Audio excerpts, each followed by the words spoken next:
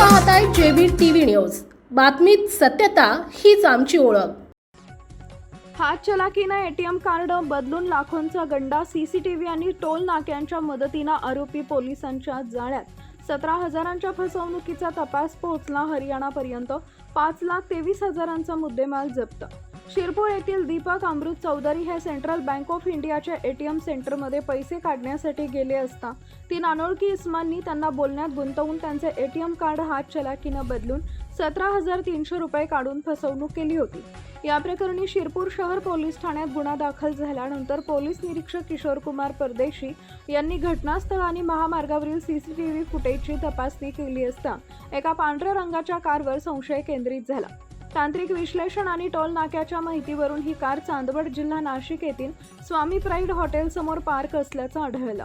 पोलिसांनी हॉटेलमधून चौघांना ताब्यात घेऊन सखोल चौकशी केली असता त्यांनी गुन्ह्याची कबुली दिली।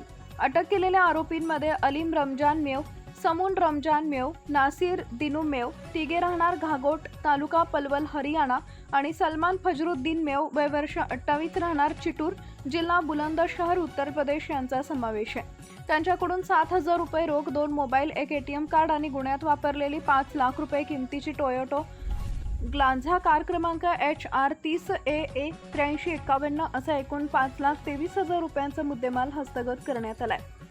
ही टोळी वयस्कर लोकांना लक्ष्य करून त्यांना बोलण्यात गुंतवून कार्डची अदलाबदल करून क्लोन तयार करून पैसे काढत असल्याचं तपासात उघड झालंय।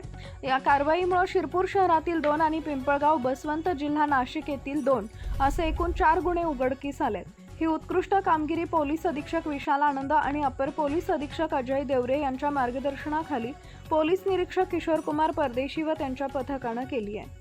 मुख्य संपादक जतीन बोरसे, जेबीटीव्ही न्यूज, शिंदखेडा, धुळे। आपल्या परिसरातील महत्त्वाच्या बातम्या पाहण्यासाठी आजच आमच्या जेबीटीव्ही न्यूज चॅनलला YouTube वर सबस्क्राइब करा आणि बेल आयकॉन प्रेस करा।